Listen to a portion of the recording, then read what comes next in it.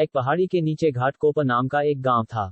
गांव के सारे जानवर हरी घास खाने के लिए सुबह उसी पहाड़ी के ऊपर बसे जंगल में जाते और शाम होते होते घर वापस आ जाते थे। हर दिन की तरह कपिला नाम की एक गाय अन्य गायों के साथ उसी पहाड़ी के जंगल में घास खाने के लिए गई थी।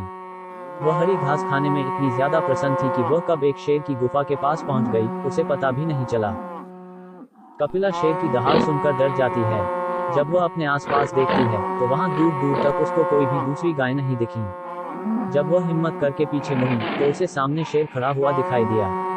उस शेर ने कपिला को देखकर फिर से दहाड़ लगाई है और कपिला से कहा, मुझे 2 दिनों से कोई शिकार नहीं मिल रहा था, मैं भूखा था।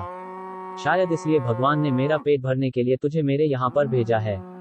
आज मैं तुझे खाकर अपनी भूख मिटा लूंगा। शेर की बात सुनकर कपिला जाती है। वह रोते हुए शेर से कहती है, मुझे जाने दो, मुझे मत खाओ। मेरा एक छोटा बच्चा है जो अभी सिर्फ मेरा ही दूध पीता है और उसे घास खाना अभी तक नहीं आया है। कपिला की बात सुनकर शेर हंसते हुए कहता है, तो क्या मैं अपने हाथ में आए शिकार को ऐसे ही जाने दूं? मैं तो आज तुझे खाकर अपनी 2 दिनों की भूख मिटाऊंगा। शेर के ऐसा कहने पर कपिला उसके सामने रोने लगी और विनती करते हुए कहती है कि आज मुझे जाने दो। मैं आज अपने बछड़े को आखिरी बार दूध पिला दूंगी और उसे बहुत सारा प्यारा करके कल सुबह होते ही तुम्हारे पास आ जाऊंगी। फिर तुम मुझे खा लेना और अपना भूखा पेट भर लेना। शेर कपिला की यह बात मान जाता है और धमकी देते हुए कहता है कि अगर कल तू नहीं आई तो मैं तेरे गांव आऊंगा, फिर तुझे और तेरे बेटे दोनों को खा जाऊंगा। कपिला शेर की यह बात सुनकर खुश हो जाती है और शेर को अपना वचन देकर गांव वापस चली जाती है। वहां से वह सीधे अपने बछड़े के पास जाती है, उसे दूध पिलाती है और बहुत सारा प्यार करती है।